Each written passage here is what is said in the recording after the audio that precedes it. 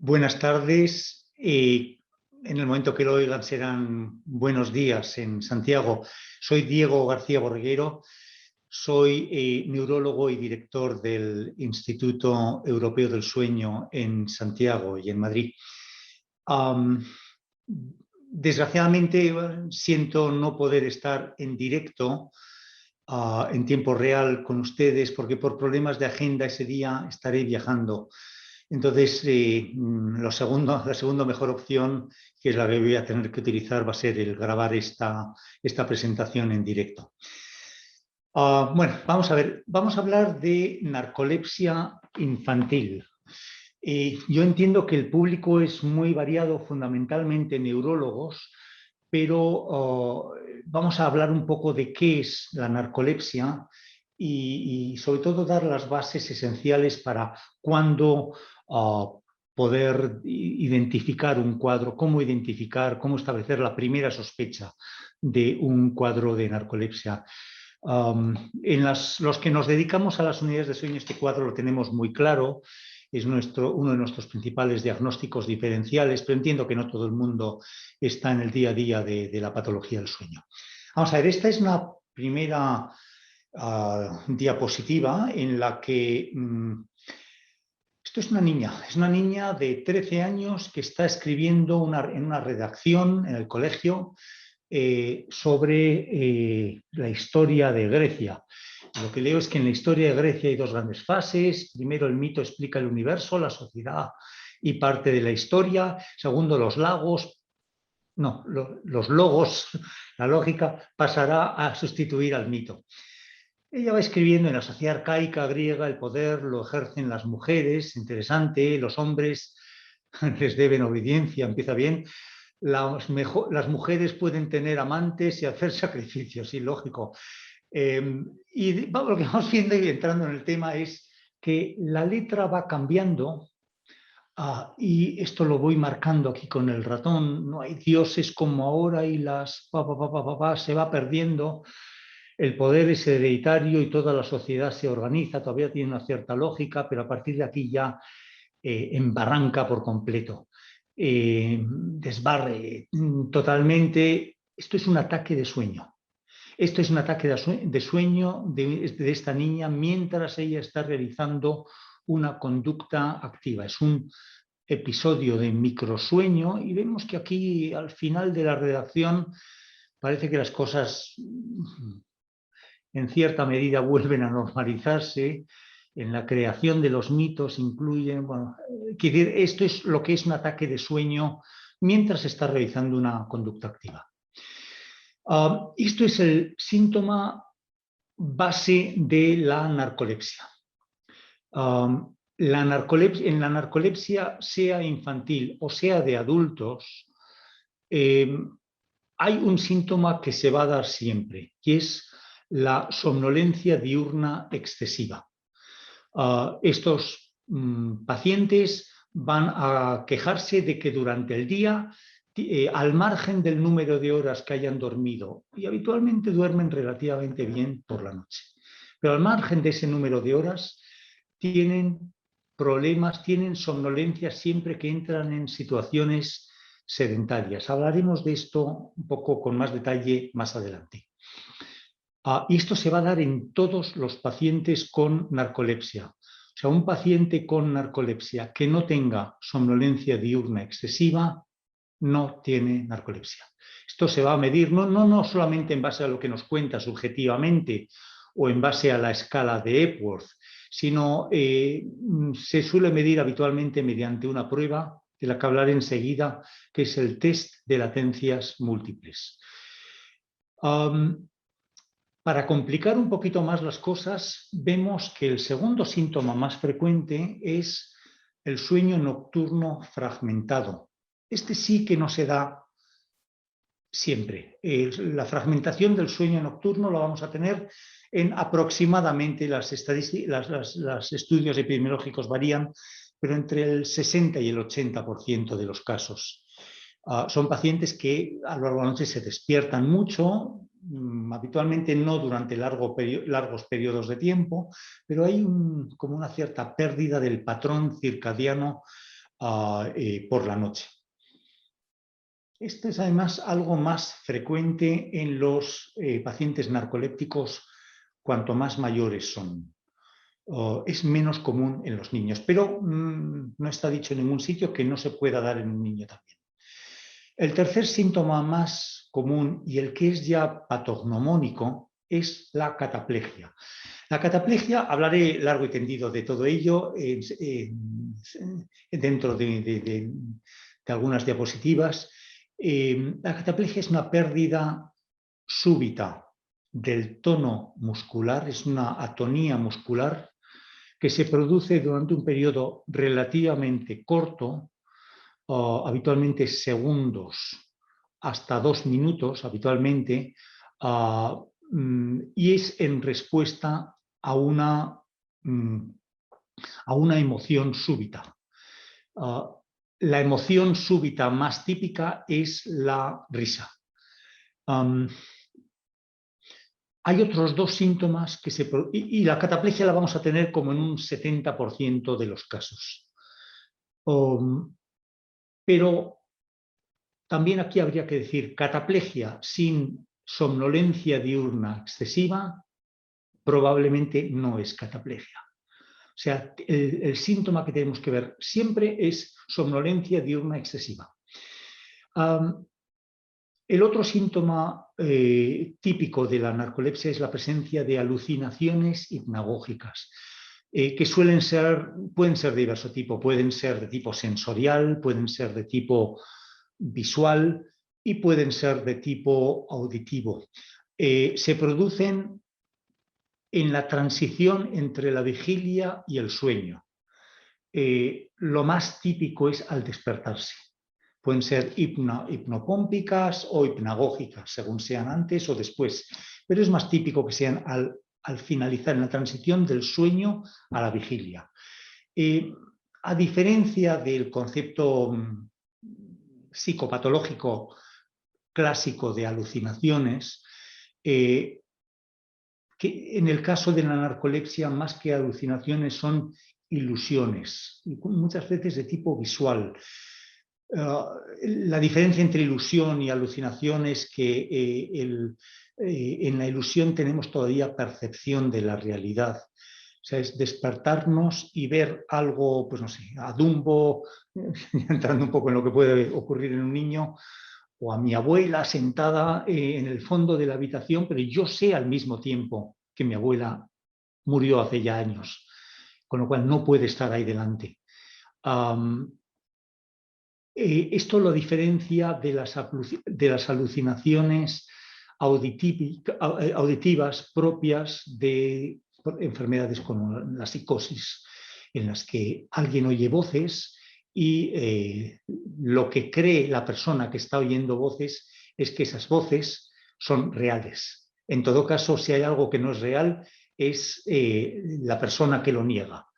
Pero las voces son reales. En la narcolepsia, las alucinaciones hipnagógicas, el que las percibe sabe al mismo tiempo que no es real. Y el otro síntoma que se suele producir muchas veces conjuntamente con las alucinaciones es la parálisis del sueño. Es una atonía muscular generalizada de cuello para abajo que se va a producir durante un periodo de 30 segundos, 2 minutos, 3 minutos como máximo. La primera vez que el paciente la padece suele quedar un tanto aterrorizado porque, como he dicho anteriormente, lo típico es al despertarse por la mañana. Entonces alguien está en la cama y no se puede mover. No es que diga, uy, qué sueño, cualquiera se mueve, no. Es que intenta mover un brazo y el brazo no lo responde. No lo responde. Entonces yo he visto muchos pacientes que pensaban, bueno, ha llegado mi hora, he tenido un ictus y ya me he quedado tetrapléjico o algo así, ¿no? La primera vez es una sensación de terror importante porque además va acompañado de las alucinaciones hipnagógicas con mucha frecuencia. Pero esta es se suele hablar de los síntomas característicos de la narcolepsia. De todos ellos, la somnolencia diurna no es patognomónico, hay muchas otras causas de somnolencia diurna. La cataplegia sí es patognomónico, pero siempre que vaya unido a la somnolencia diurna. Las alucinaciones hipnagógicas se pueden producir en situaciones de falta de sueño, y la parálisis del sueño también lo mismo. Ya en cuanto a la fragmentación del sueño nocturno hay muchas causas diversas, pero la combinación de todo ello debe hacernos sospechar la presencia de una narcolepsia. Bueno, hablando todavía en términos generales sobre esta enfermedad, ¿es una enfermedad rara? Sí, pero hasta cierto punto. Se produce en 1 de cada 2.000 personas en el mundo occidental. En la población blanca caucásica se va a dar en 1 de cada 2.000 personas. ¿Es una frecuencia? Se suele pensar que es una enfermedad rara, sí, pero es de alguna manera comparable a la prevalencia que tenemos para la esclerosis múltiple y es mayor que otras enfermedades que también tenemos en mente frecuentemente, como es la fibrosis quística, etc. Esta prevalencia es importante tener en cuenta que es la que se da en la raza blanca. Si hacemos estudios en Japón, vamos a ver que es más elevada. Y si los estudios se realizan en la población de Israel, vamos a ver que es más baja. Es decir, va a variar según aspectos etnogenéticos. Entre los hombres es algo más frecuente que entre las mujeres, pero no mucho más. La relación hombre a mujer viene a ser como algo así de 1,6 a 1. Por cada mujer hay 1,6 hombres. O sea, no es casi un 50% más frecuente en los hombres, pero bueno, esto lo vemos también en la población infantil igual. Bueno, vamos a ver, ¿a qué edad comienza esta enfermedad? Fijémonos en las columnas verdes más brillantes. Estas son las décadas de la vida y esto es el número de casos que señalan esa década como la edad de aparición. Más que décadas, aquí estamos hablando de quinquenios. Bueno, lo que vemos es que la inmensa mayoría de los pacientes responden que notaron los primeros síntomas entre los 10 y los 30 años. Aquí se sitúan aproximadamente el 75% de los pacientes. O sea, tienen una edad de comienzo que va a situarse entre los 10 y los 30 años. Lo cual no quiere decir que en una persona de 50 que nos diga que desde hace 2 años tiene mucha somnolencia, no sea posible. Perfectamente es posible. Lo que pasa es que es ya más improbable. Es hasta los 30 años cuando ya empiezan a bajar súbitamente la probabilidad de inicio de la enfermedad.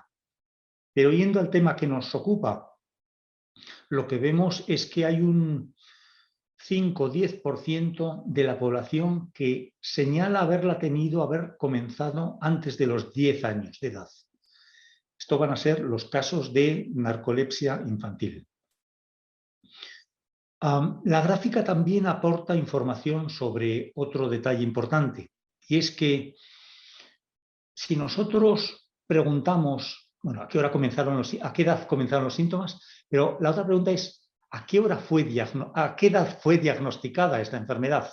Vemos que hay un desfase entre la edad de máximo diagnóstico, que en este caso se sitúan alrededor de los 30-35 años, y la edad de comienzo de los síntomas, que como vemos se produce entre los 10 y los 20 años aproximadamente. O sea, hay un desfase de unos 15-20 años aproximadamente. O sea, entre que aparecen los síntomas y que un médico le pone nombre a esta enfermedad, pasa ni más ni menos, transcurren ni más ni menos que alrededor de 15 años. Estos 15 años en los que no se trata la enfermedad son habitualmente devastadores, porque bueno, todo el futuro académico de la persona, por ejemplo, sin tratamiento va a hacer que desemboque en un fracaso académico, claro. con mucha frecuencia, que se pierdan oportunidades, se pierdan trabajos, hay accidentes, etcétera, etcétera. La pérdida de calidad de vida y la pérdida de estatus socioeconómico que tiene lugar como consecuencia de estos 15, 20 años en los que los síntomas estaban ya ahí, pero no se le había puesto un diagnóstico y habitualmente no se le había puesto un tratamiento, es el precio que se paga por ello va a ser importante. Esta es una característica que sigue produciéndose, estos pacientes siguen viniendo a consulta. Si lo típico realmente es que vengan a los 30 años y me hablen de que a los 15, 16 años empezaron a tener mucha somnolencia, que inicialmente su madre pensó que esa somnolencia era porque dormía poco de noche o porque se acostaba muy tarde, etcétera, etcétera, o que porque estaba deprimido y todo esto... El error en el diagnóstico tiene como consecuencia el error en el tratamiento. Y este segundo aspecto es especialmente importante. Bueno, hablábamos anteriormente de la prueba estándar que se hace para estos pacientes. Bueno, la prueba fundamental, a estos pacientes hay que hacerles, para poder diagnosticar la narcolepsia, un estudio de sueño. Tienen que pasar la noche en el laboratorio. En esa noche lo que vamos a ver es fundamentalmente dos cosas, tres podríamos decir. Primero, que duermen suficiente, que la somnolencia diurna subjetiva que ellos comentan que tienen no se debe a que duermen poco. Previamente se suele también hacer un estudio de actigrafía de varios días. Esto lo mostraré al final en la última diapositiva. Pero la noche anterior tienen que pasarla en el laboratorio. También tenemos que ver que no solamente no hay falta de sueño nocturno, sino que además el sueño es de características normales y que no hay apnea durante el sueño, porque estas personas, niños o adultos, si tienen apneas durante el sueño, esa apnea es susceptible de producir una hipersomnolencia que no es diferenciable de la narcolepsia. Y por lo mismo también hay que ver que hay que asegurar que no hay otro tipo de patología por la noche que pueda estar produciendo durante el día somnolencia diurna. Pero una vez hecho el estudio de sueño, la misma mañana, seguido, esto es un error típico que todavía se ve mucha gente que lo comete, el realizar aisladamente un test de latencias múltiples. El test de latencias múltiples debe realizarse siempre, siempre, siempre de manera continuada al estudio polisomnográfico nocturno. Tiene que haber sido siempre precedido. El test de latencias múltiples es una prueba en la que a la persona le vamos a pedir en 5 ocasiones, cada 2 horas, que se meta en la cama. A lo largo del día se realiza pues, a las 8 de la mañana, 10 de la mañana, 12 del mediodía, 2 de la tarde y 4 de la tarde. Le vamos a dar una oportunidad para dormir durante 20 a 35 minutos.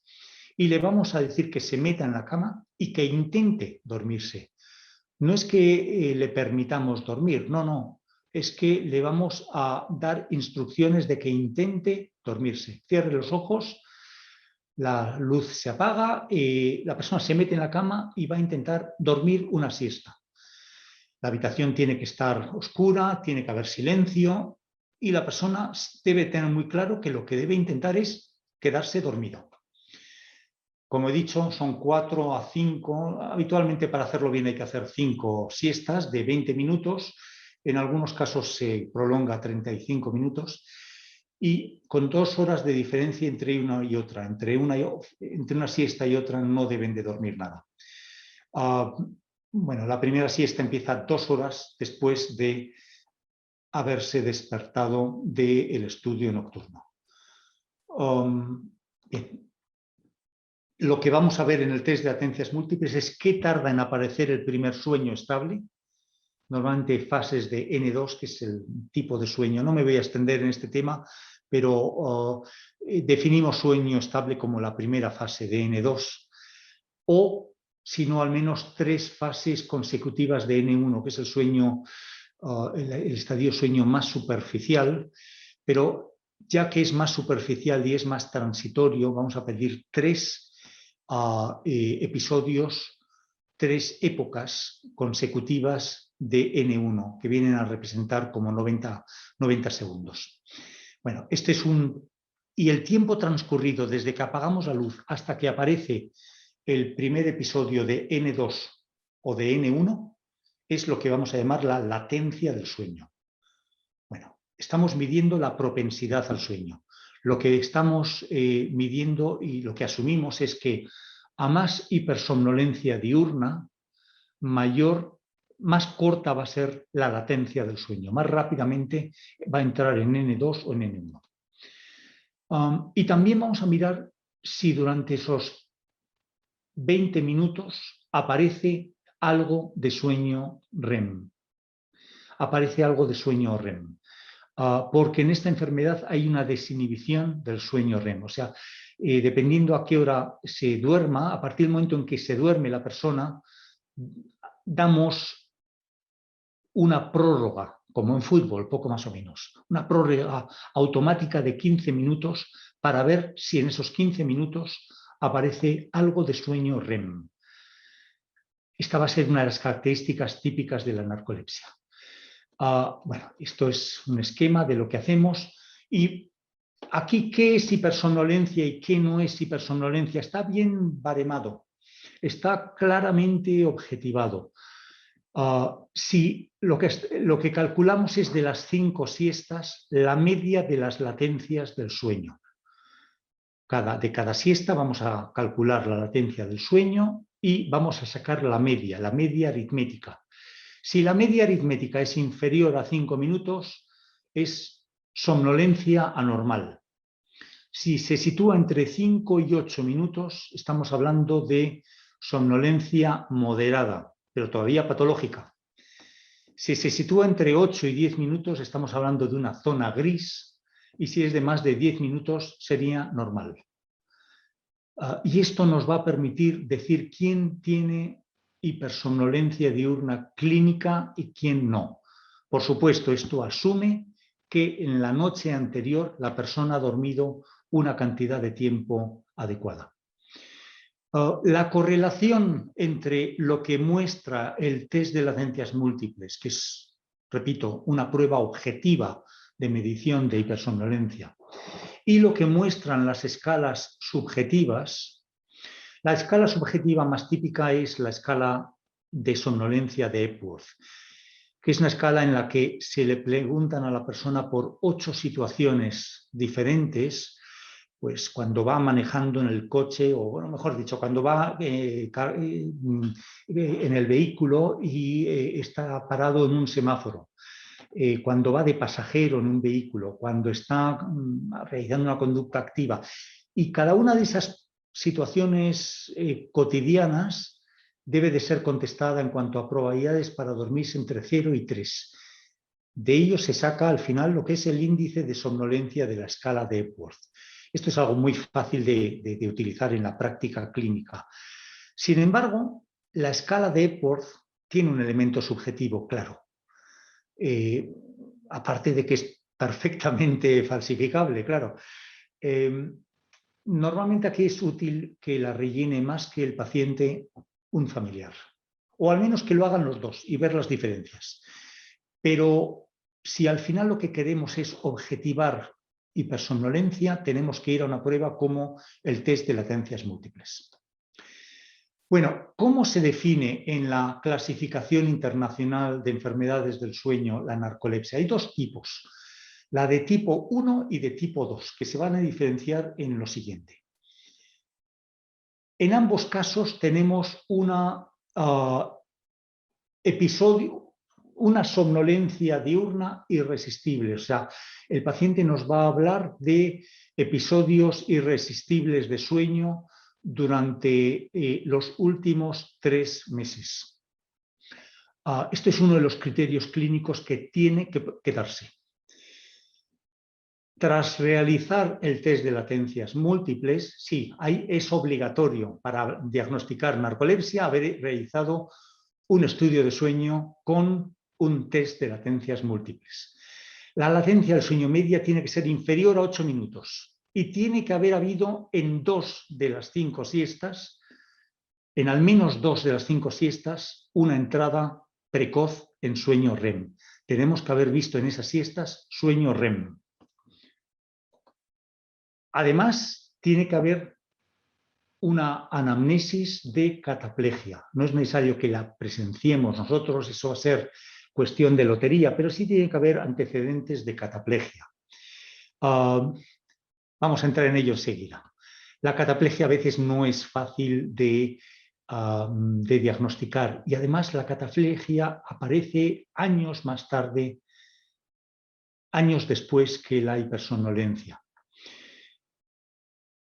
El criterio C establece que o bien hay historia clínica de cataplegia que nosotros consideremos razonablemente segura, o en una punción lumbar, las hipocretinas, hablaré de esto enseguida, tienen que ser inferiores a 110 picogramos por mililitro. Hay que realizar una punción lumbar. Y esta es una pena que no esté yo allí en directo porque estoy seguro de que alguien iba a discutir este punto. Bueno, es parte de los criterios de diagnósticos de la enfermedad. Criterio D. No hay otras causas que expliquen la somnolencia diurna. EDS va a ser siempre somnolencia diurna, excessive daytime sleepiness. Esto es la narcolepsia tipo 1. Frente a la tipo 1 tenemos la tipo 2, que viene a ser exactamente lo mismo, pero con dos diferencias. Ni hay cataplegia, criterio C, y si se hace esa punción lumbar, el nivel de hipocretinas es superior a 110 picogramos por mililitro. Al final lo que vemos es que o bien la historia clínica nos muestra cataplegia clara o habrá que hacer una punción lumbar para detectar los niveles de hipocretinas. Si no, no vamos a poder diferenciar narcolepsia tipo 1 y narcolepsia tipo 2. Y de hecho lo llevo un poquito más lejos. Qué pena no estar allí para no participar en el debate que seguramente va a surgir entre el público. Dado que el test de latencias múltiples va a depender mucho de cuánto haya dormido la noche anterior, y hay algunas personas que son personas con ciclo de sueño largo que necesitan más tiempo de sueño, es perfectamente posible que en un paciente con un test de latencias múltiples, con latencia del sueño, que haya dormido poco, menos de lo que necesita esa persona por la noche, la latencia del sueño sea inferior a 8 minutos en el test de latencia del sueño y en el test de latencias múltiples, y que haya además dos episodios de sueño REM. O sea, un test de latencias múltiples con estas características de por sí no indica narcolepsia. O sea, la cataplegia y las hipocretinas no solo van a ser necesarias para diferenciar la narcolepsia tipo 1 de la tipo 2, sino también de otras causas de hipersomnolencia y de hipersomnia idiopática, que es un cuadro diferente del que no voy a hablar. Bueno, entramos en lo que es la población infantil. He dicho anteriormente que la narcolepsia puede iniciarse ya en los niños. Las cifras de prevalencia en los niños son algo más bajas que en los adultos, porque la edad media suele ser entre los 10 y los 20 años. Ahora bien, en aquellos niños que antes de los 10 años tienen narcolepsia, la edad media suele ser entre los 9 y los 10 años, y la incidencia en los menores de 5 años es de más del 5%. También en la población infantil vamos a ver una leve preponderancia de los chicos en relación a las chicas. Bueno, narcolepsia tipo 1 versus narcolepsia tipo 2. Hemos visto que la patofisiología va a ser diferente. En una falta una sustancia que es la narcolepsia tipo 1, falta las hipocretinas y además va a haber un síntoma adicional que es la cataplegia. Bueno, de todas las narcolepsias, en el 70% de los casos se trata de narcolepsia tipo 1. El 30%, por otro lado, son de tipo 2. ¿Qué diferencia? ¿Por qué es importante saber si es tipo 1 o tipo 2? Bueno, vamos a ver, yo esto lo llevo un poquito más lejos. Primero, la narcolepsia de tipo 1 es un grupo muy homogéneo de pacientes, con un curso a largo plazo definido. La de tipo 2 no. La de tipo 2 no sabemos qué la causa, el curso es variable, hay casos incluso de remisión, mientras que en la de tipo 1 no hay un solo caso de remisión si es que estaba bien diagnosticada. Y bueno, esto en cuanto al curso, el futuro va a ser diferente, pero es que además en la de tipo 1 vamos a ver, bueno, el tipo de tratamiento no va a tardar nada en cambiar, en ser ya diferente, dependiendo de si hablamos de tipo 1 versus tipo 2. ¿Por qué? Esto es una opinión, pero una opinión basada en hechos que están produciéndose. Y es que están empezando a ser utilizados, a desarrollarse los primeros programas de desarrollo clínico de agonistas, de fármacos que actúan como agonistas de las hipocretinas.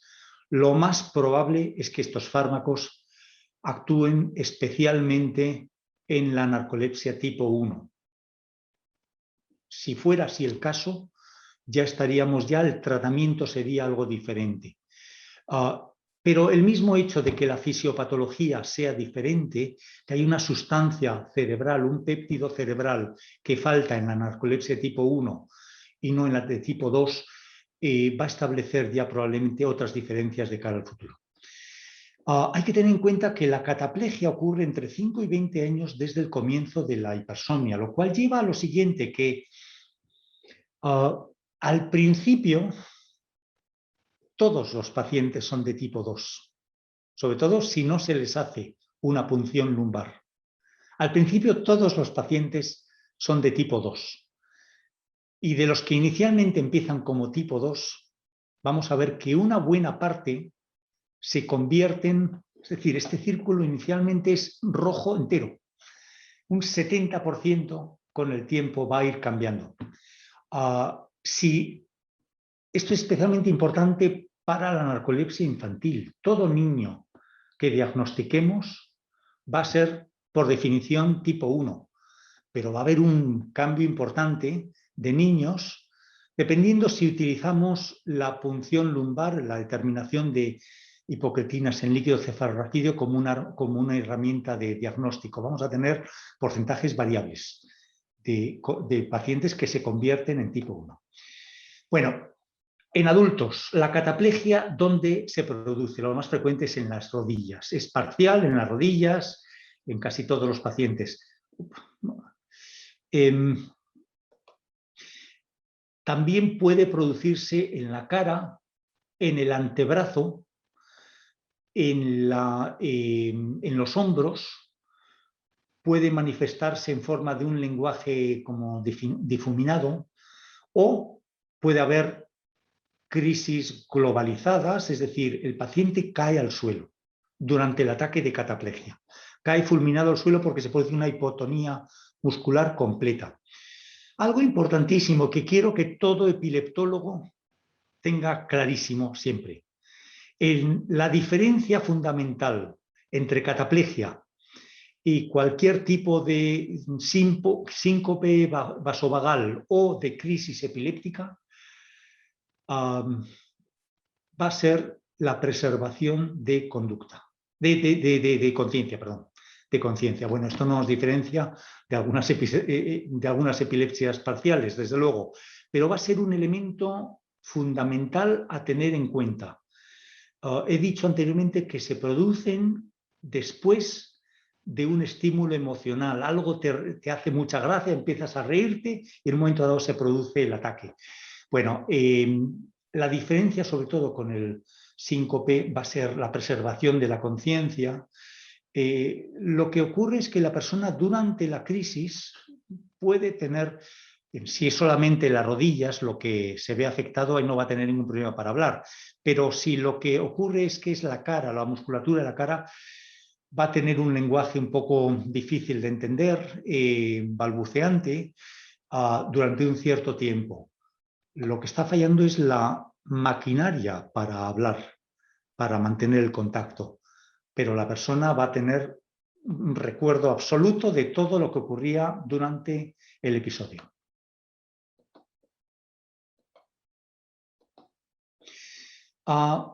Bueno, vamos a ver, en los niños, ¿qué características tiene la narcolepsia?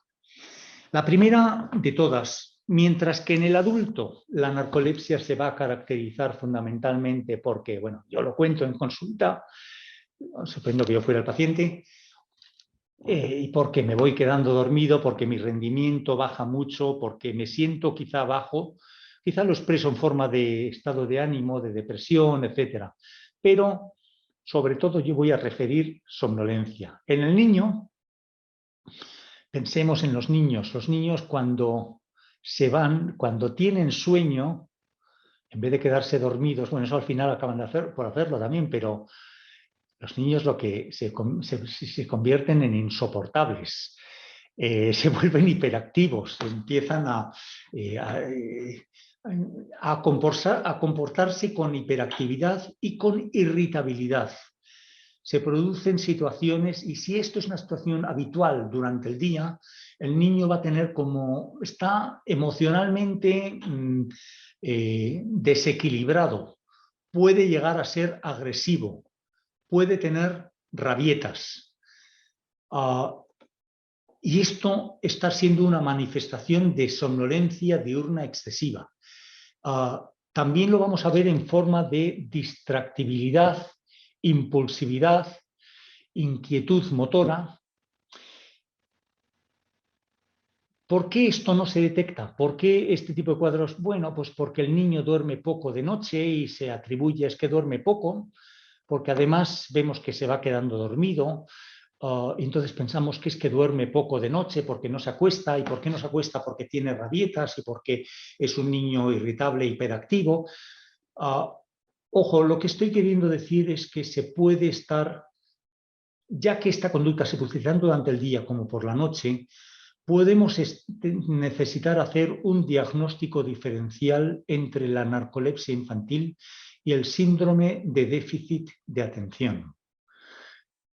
Aparte de que el tratamiento va a ser bastante parecido, y esto complica un poquito las cosas, pero es perfectamente posible que se esté diagnosticando erróneamente a niños con el síndrome de déficit de atención y que en el fondo estemos hablando de niños con narcolepsia. Otro factor de sospecha es cuando los niños que han superado la edad en la que tienden a dormir siesta durante el día, vuelven a necesitar otra vez de la siesta. O sea, el haberlo superado, pero volver a necesitarlo, debería hacernos sospechar sobre la posibilidad de hipersomnolencia diurna. Todo esto debe de llevar al niño al médico, a poder ser al médico familiarizado con la narcolepsia infantil, una unidad de sueño, por supuesto, y al menos a nivel de consulta discutir si el niño tiene un diagnóstico diferencial diferente del déficit de atención.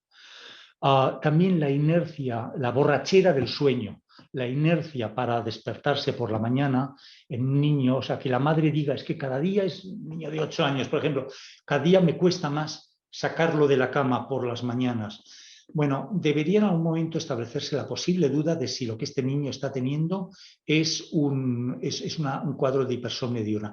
No digo que se haga necesariamente a todo paciente un test de atenciones múltiples, por supuesto que no digo eso, pero sí que debería estar en el diagnóstico diferencial del médico. Vamos a hablar de la cataplegia. La cataplegia en los niños, bueno, tiene algunas diferencias. Es difícil de diagnosticar ya en el adulto, pero en los niños va a tener algunas cosas especiales. Van a ser también crisis de hipotonía. No siempre hay un estímulo emocional identificable. Es más largo. Antes, para los adultos he dicho que hasta 2 minutos normalmente. En el niño puede ser mucho más largo que 2 minutos. Y hay algo típico en los niños que es, lo que se llama la facies catapléctica, que es un tipo de cara propia en los niños en los que se va progresivamente viendo una debilidad palpebral con apertura bucal y protrusión de la lengua de manera espontánea. Al mismo tiempo se suele producir una extensión de la nuca, el lenguaje se hace balbuceante y esto a veces se combina con gesticulaciones rápidas faciales. Hay que tener en cuenta que durante el sueño REM se siguen produciendo pequeños movimientos en la musculatura facial. Y esto se preserva durante el sueño, durante los ataques de cataplegia. La cataplegia no es otra cosa que una intrusión de sueño REM en la intersección entre la vigilia y el sueño. O sea, se va a iniciar un ataque de sueño y ese ataque de sueño comienza por sueño REM. Y esto es lo que se va a producir en forma de ataque de cataplegia. Aquí lo podemos ver en este vídeo. Esta es una niña que está teniendo un ataque de cataplegia. Todo esto es en mitad de juegos con su hermana. Lo que vemos que tiene dificultad para mantenerse erguida, para mantener el tono postural. La hermana le imita, pero lo de la hermana sí que es una simulación. Bueno, muy bien. Todo esto que es parte del juego, la niña de repente lo tiene, luego no lo tiene, luego está perfectamente, se ríe, no sé qué, no sé cuántos. Al final lo que acaba es dificultando mucho más la identificación de estos episodios.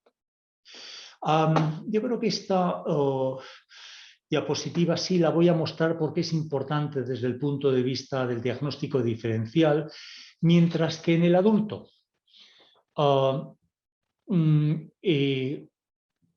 las diferencias entre la cataplegia pediátrica y en el adulto. Lo que vemos es que en los niños son síntomas más de tipo negativo, o sea, es hipotonía, con alteraciones motoras activas, son movimientos alrededor de la musculatura de la boca, hasta incluso discinesias o distonías, o estereotipias incluso, que se pueden producir durante el ataque de cataplegia.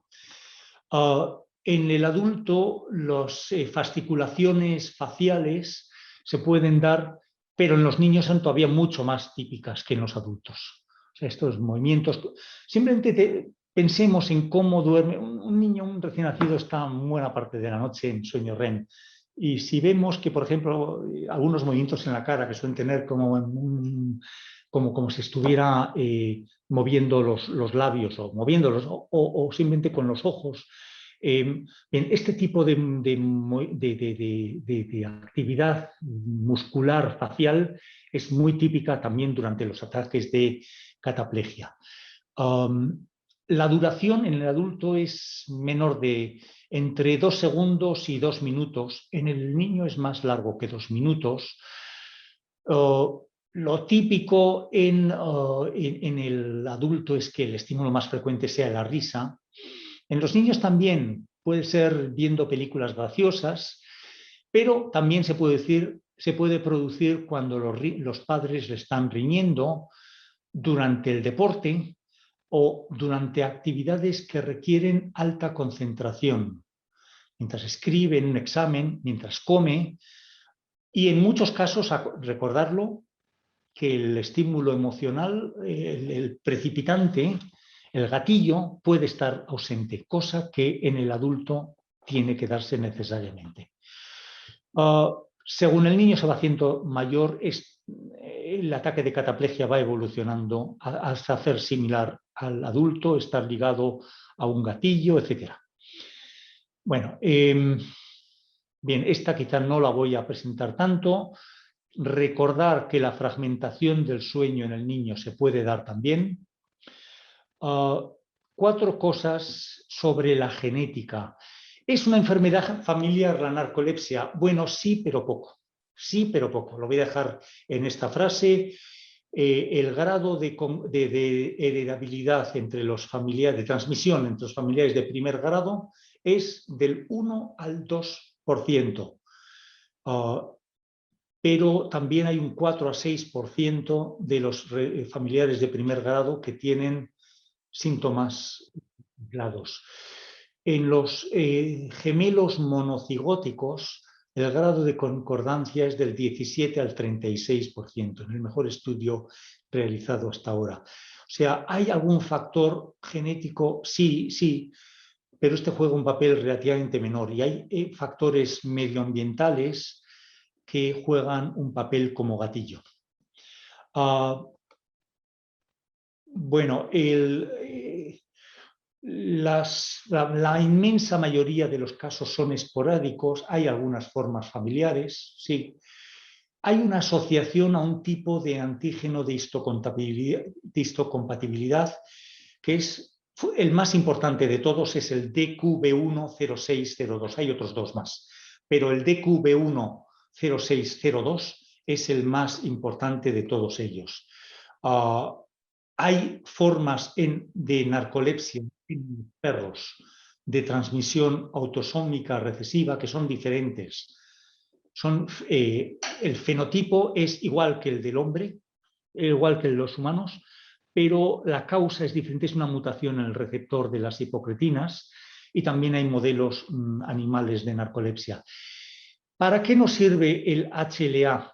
Aquí el riesgo relativo conferido por el hecho de tener, estamos comparando algunas enfermedades reumatológicas, la espondilitis anquilopoyética con el B27. Bueno, esto aumenta el riesgo de tener esta enfermedad un 69,1%, en la artritis reumatoide juvenil solo un 3,9%, la colitis ulcerosa, el B5, 3,8%, la psoriasis con el CV6, 7,5%, o sea, es un riesgo relativamente menor en todas ellas.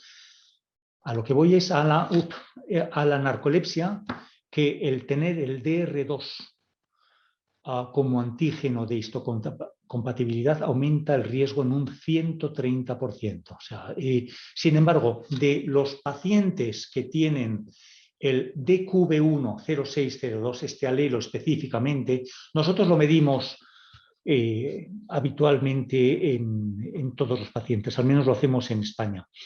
Pero que lo tenga no quiere decir que vaya a tener la enfermedad. Tiene un 98% de probabilidades, sobre todo cuando hablamos de raza blanca, raza caucasiana, de tener la enfermedad. Pero incluso si lo tiene aproximadamente un 30% de probabilidades de no tenerla. O sea, hay un 30% de personas sanas que tienen también el HLA de QB10602, lo cual quiere decir que el valor predictivo positivo no es total. Sin embargo, es un análisis de sangre y es relativamente fácil de realizarlo. No nos va a dar certeza al 100%. Diferencia algo entre aquellos que tienen cataplegia y los que no. O sea, es más frecuente el HLA de QB10602 en los que tienen cataplegia. Y vamos a decir 2 cosas sobre las hipocretinas. Estas son unos péptidos de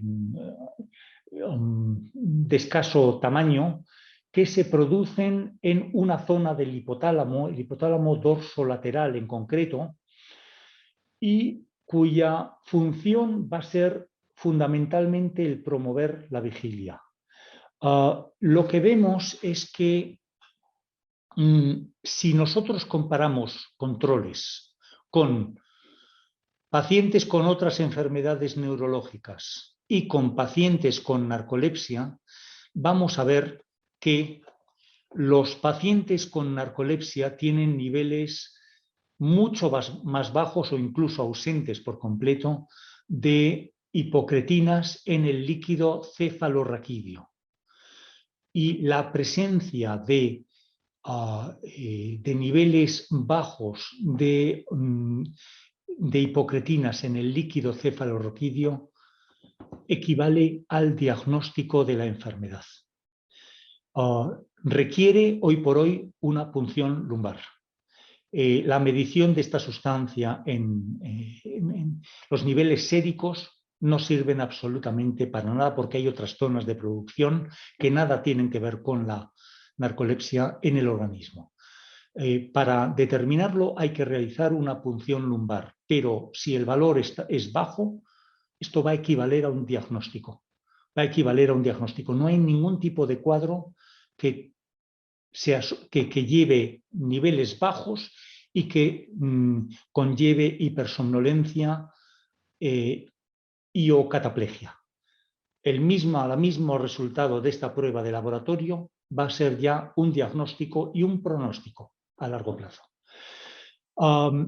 Y de hecho, lo que ocurre es que en estos pacientes, esto es un estudio en el que se realizó una autopsia en pacientes que habían padecido de narcolepsia y lo que se ve es que en el hipotálamo dorsolateral hay una falta, se ha producido una necrosis de neuronas que producen hipocretinas. Todo ello ha llevado a una hipótesis, la hipótesis autoinmune de la enfermedad. Es decir, que una cierta base genética en unión a algo que ocurre en los primeros años de vida, en la, vamos a decir, primera quincena de vida, quizá alguna infección vírica o algo que todavía no se ha detectado, desencadene una reacción autoinmune específica contra un grupo de células selectivo, específico y pequeño en el hipotálamo dorsolateral y mate estas neuronas. Es la única zona del cerebro en la que se producen. Como el resultado de estas neuronas y tienen conexiones neuronales con muchas otras áreas del cerebro, al final lo que va a producir es somnolencia, lo que va a producir va a ser somnolencia durante el día, porque es una sustancia esencial para mantenernos despiertos por la noche. Si nosotros producimos un ratón de laboratorio que no tiene el gen para producir las hipocretinas, lo que vamos a ver es este ratón, y este ratón, lo que le pasa.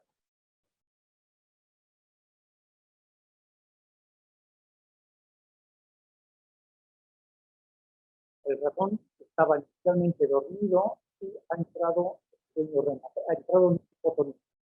Vemos también que estos ratones tienen más somnolencia durante el día. Cuando eliminamos la función, cuando hacemos un knockout del gen productor de la hipocretina.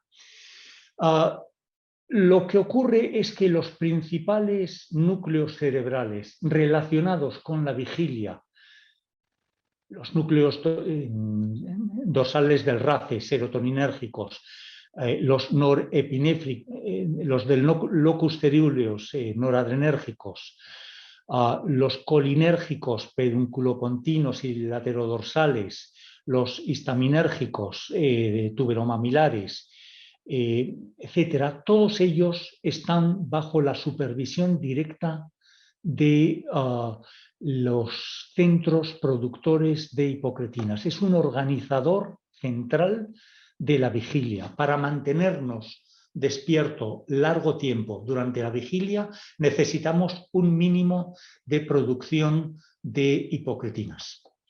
Bueno, las ramificaciones de esta zona tan minúscula del hipotálamo van a llegar a todo el cerebro. Bueno, vamos a ver, y por eso consideramos que es importante, porque la ausencia de hipocretina es la enfermedad. brevemente un algoritmo de diagnóstico de esta enfermedad. Nos viene alguien con hipersomnolencia diurno.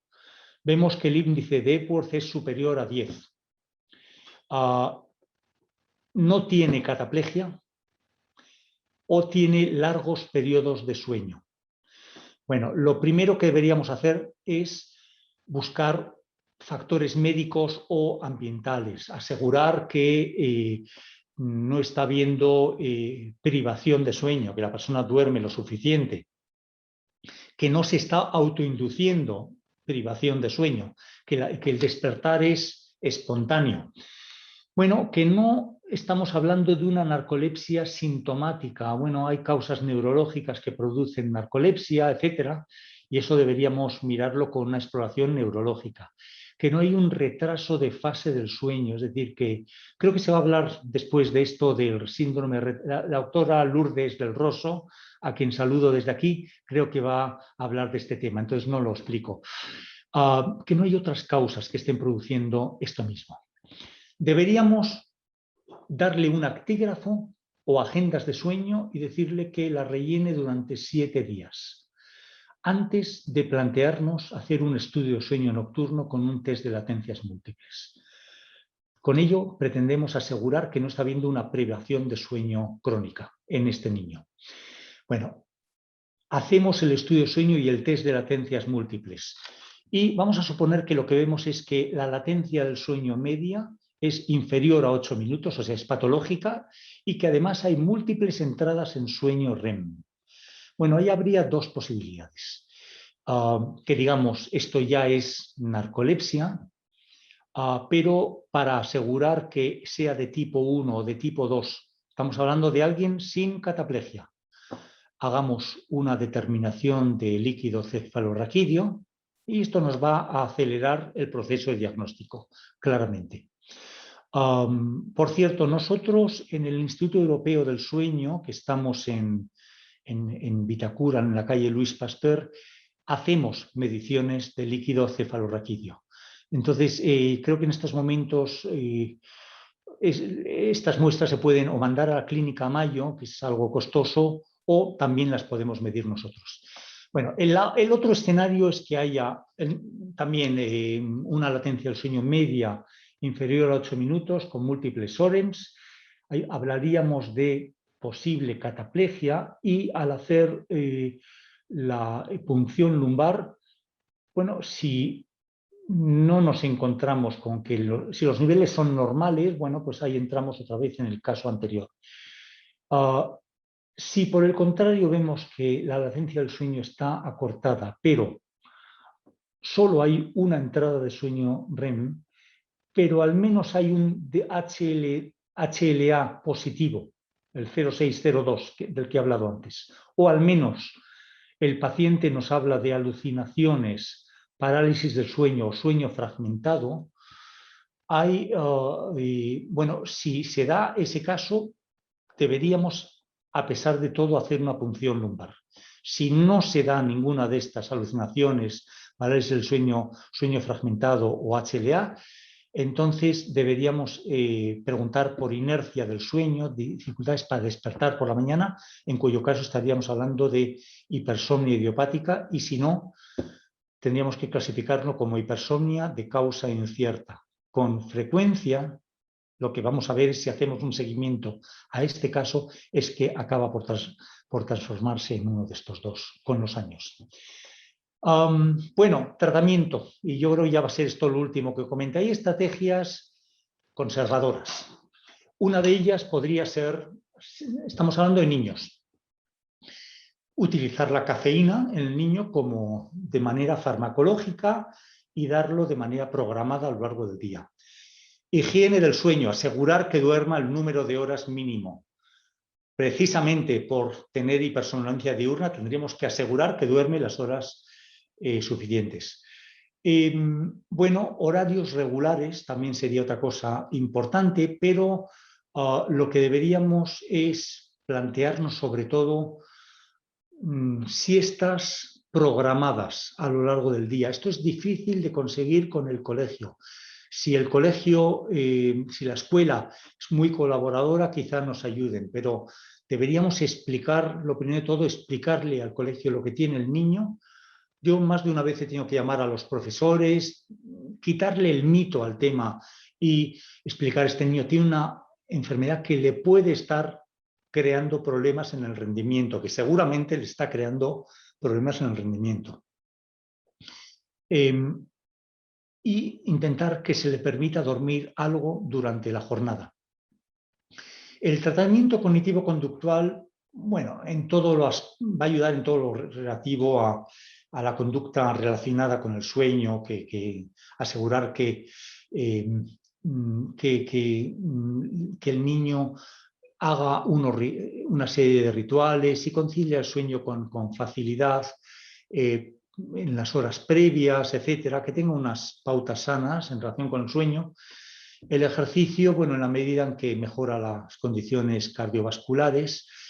Y luego hay otro tipo de cosas más de tipo dietética, dietas bajas en hidratos de carbono, dietas ketogénicas o incluso establecimiento de temperaturas más bajas. De todo esto, quizá lo más importante en todo caso podría ser la cafeína, es algo que se puede considerar si el niño la tolera y no le produce activación cardiovascular, las siestas programadas y luego asegurar que el niño duerma suficiente por la noche.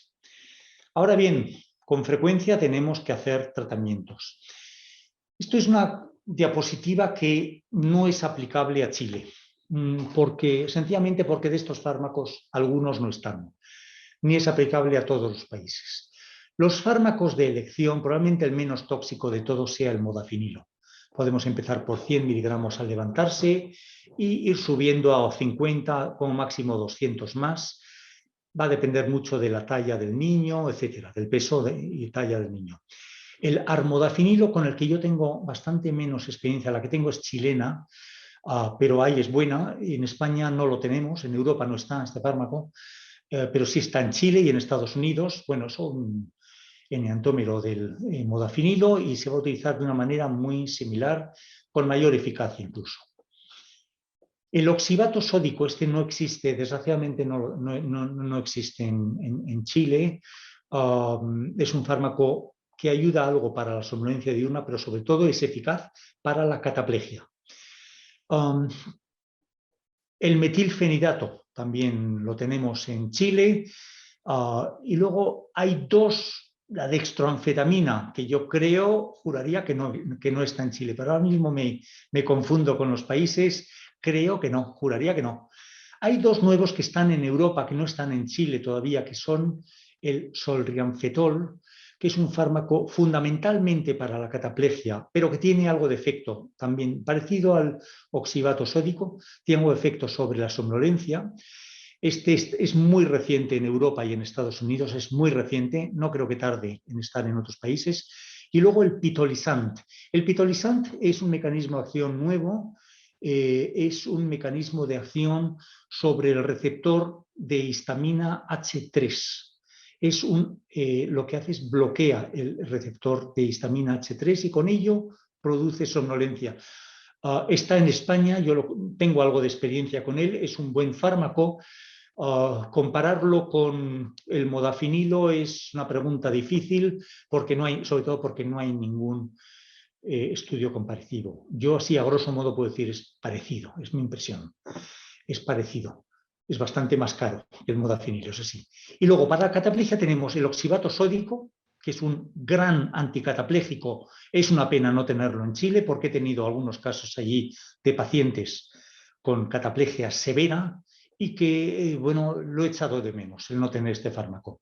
La venlafaxina no tiene indicación, pero bueno, es conocida como antidepresivo con efecto sobre la recaptación de serotonina y de noradrenalina, algo parecido a lo que hace el solriamfetol, algo muy parecido. Pero es un buen anticatapléjico. Los antidepresivos tricíclicos, protriptilina, clormipramina, anafranil o la fluoxetina. También en algunos casos se ha utilizado como anticatapléjico algo que las personas acostumbradas al déficit de atención están muy acostumbradas, que es la atomoxetina, Strattera. No tiene indicación para la cataplegia, pero se puede utilizar. Yo no tengo particularmente experiencia con él en la cataplegia. Y cuando hay ambas cosas, quizá el oxibato sódico. Bueno, yo creo que esto era lo que quería comentar. He absorbido el tiempo de 50 minutos que se me dijo, pero como no creo que hay preguntas, y si no, la doctora Del Rosso, que creo que está allí presente, va a poder contestar mucho de lo que he dicho yo. No sé si estará de acuerdo con algunas de las cosas, pero bueno, y nada, encantado, y digo, es una pena que no haya podido estar allí presencialmente con ustedes. Muchísimas gracias a todo el mundo.